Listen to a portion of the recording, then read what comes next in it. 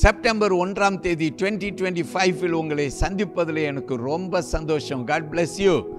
Price Immanuel assembly திருச்சபையின் இம்மாதத்தின் கருப்பொருள் கிராட்டிடியூட் அண்ட் பிரேஸ், நன்றியும் ஸ்தோத்திரமும். நம்முடைய கருப்பொருள் வசனம் 1 தெசலோனிக்கேயர் 5ஆம் அதிகாரம் வசனங்கள் 16 துவங்கி 18 வரையிலும். எப்பொழுதும் சந்தோஷமாய் இருங்கள், இடைவிடாமல் ஜெபம் பண்ணுங்கள், எல்லாவற்றிலேயும் ஸ்தோத்திரங்களை செய்யுங்கள்.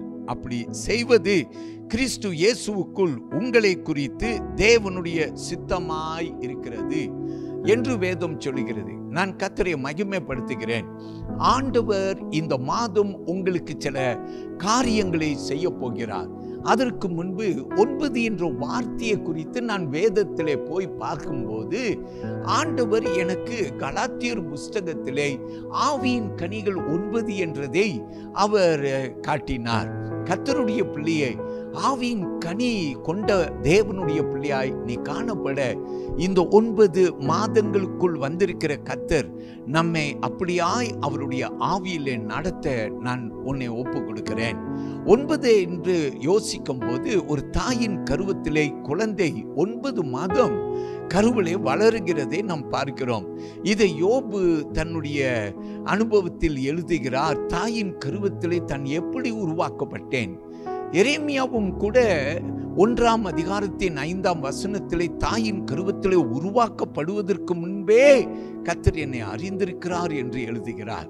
கர்த்தருடைய பிள்ளையை கர்த்தர் உன்னை நிச்சயமாய் தாயின் கருவத்திலே உருவாக்கப்படுவதற்கு முன்பே அறிந்திருக்கிறார். பாருங்கள், இந்த செப்டம்பர் மாதம் கர்த்தர் உனக்கு என்ன செய்ய போகிறார். நீங்கள் ஏசாயா 40ஆம் அதிகாரம் 31வது வசனத்துக்கு வந்தீங்கன்னா அந்த வசனத்திலே ஆண்டவர் நமக்கு சொல்லுகிறார், கர்த்தருக்குள் காத்திருக்கிறவர்கள் அவர்கள் பலன் அடைவார்கள். அப்போ முதலாவது இந்த செப்டம்பர் மாதத்திலே ஆண்டவர் உனக்கு என்ன செய்ய போகிறார்? அவர் உனக்கு பலன் கட்டளையிட போகிறார். இந்த மாதம் கர்த்தரை அண்டிக்கொள். இந்த மாதம் கர்த்தரை தேர்ந்தெடுத்துக்கொள். இந்த மாதம் உன் சிறையிருப்பை கர்த்தர் மாற்ற போகிறார்.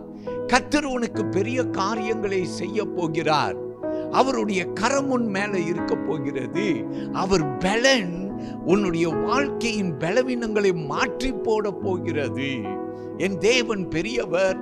இந்த வசனத்தை வைத்து ஜெபம் செய்து உன்னை இந்த மாதத்திலே அர்ப்பணம் செய், உனக்கு பெரிய காரியம் செய்வார். இரண்டாவதாக வெளிப்படுத்தின நிருபம் 3ஆம் அதிகாரம் 8ஆம் வசனத்துக்கு நீங்க போனீங்கன்னா அங்கே வசனம் நமக்கு சொல்லுகிறது, உனக்கு முன்பு திறந்த வாசலை வைத்திருக்கிறேன். கர்த்தர் என்ன செய்கிறார்?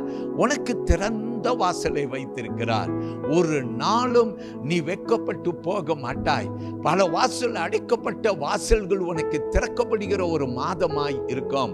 அவர் உனக்கு செய்வது எல்லாம் நல்லதாய் இருக்கும். உனக்கு வாய்ப்பு இல்லை என்று அழுதிருந்திருப்பாய். வாய்ப்புகளை வாய்க்க பண்ணக்கூடிய கர்த்தர் உன்னோடு இருக்க போகிறார்.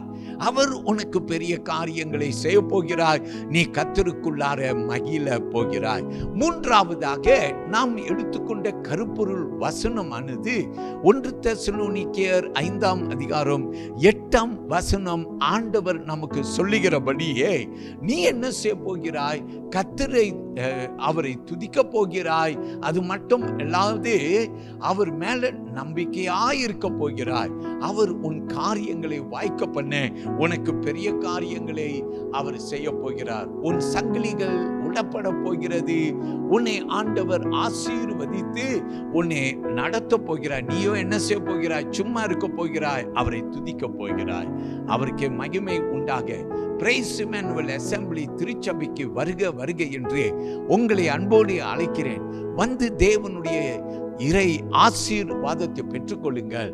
உங்களை நிச்சயமாய் கர்த்தர் ஆசீர்வதிப்பார்.